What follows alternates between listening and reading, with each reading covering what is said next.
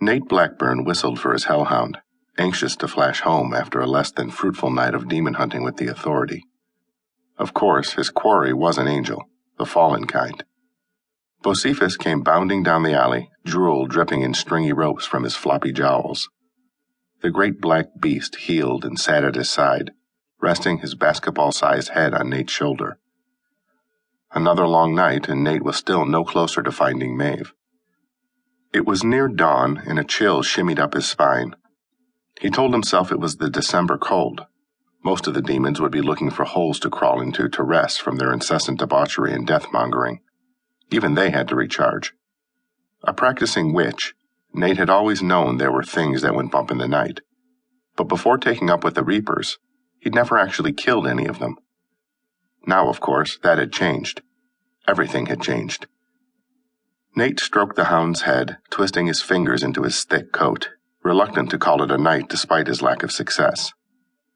Bo had tracked Maeve's scent all through downtown Meridian, Arkansas, without managing to pin her down. She was always one step ahead, or several. What he found instead was her wake of destruction. The newly soulless wanderers and dead bodies were beginning to pile up. Even with 8 active members of the authority plus Nate, it was getting more and more difficult to collect the casualties and carry them to purgatory. And now, because the disappearances had not gone unnoticed, the city was lousy with out-of-state manpower, too. Hell, the FBI had even made an appearance and implemented a citywide curfew. Not that it was doing any good. The media posted daily headlines urging people to stay inside. But even with the curfew and the added officers, it was impossible to keep businesses closed and people off the streets, especially at night. It was a dangerous time for everyone in Meridian, supernatural and otherwise. Few humans could survive a soul extraction, and if they did, they were left as nothing more than a primal shell. The Reapers called them wanderers. To Nate's pop-cultured mind, they were zombies minus the incessant drive to eat fresh brains. One thing was for certain, even the wanderers were as good as dead.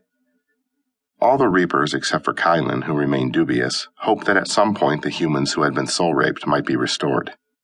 That would mean their untethered souls would have to be rescued from hell before they became part of its machine.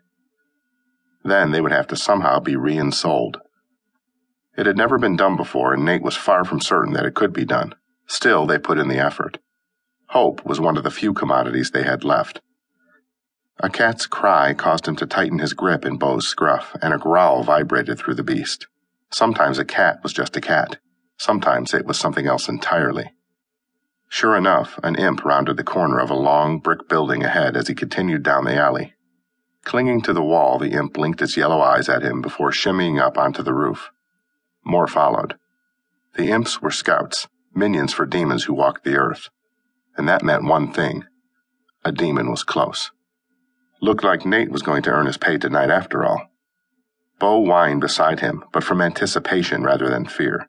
The dog liked nothing better than to dispatch demons, a trait Nate admired.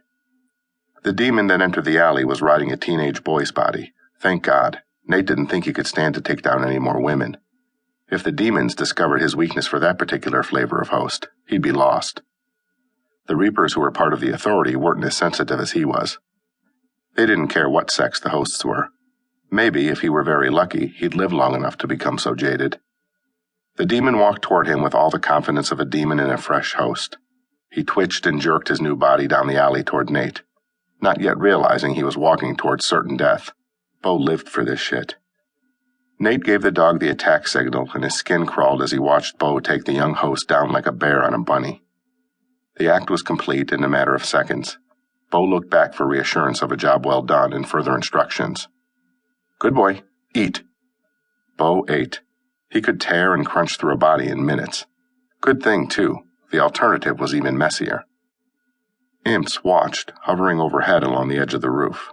When the black demon left the ruined host body in a stream of shapeless fog, it flew up and over the building, and the imps followed it, disappearing from view. Nate watched and waited. No other souls streamed out.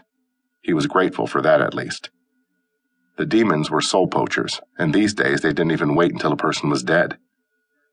Nate and the Authority Reapers were in an all-out war for the souls of Meridian. If they lost Meridian, they lost the world.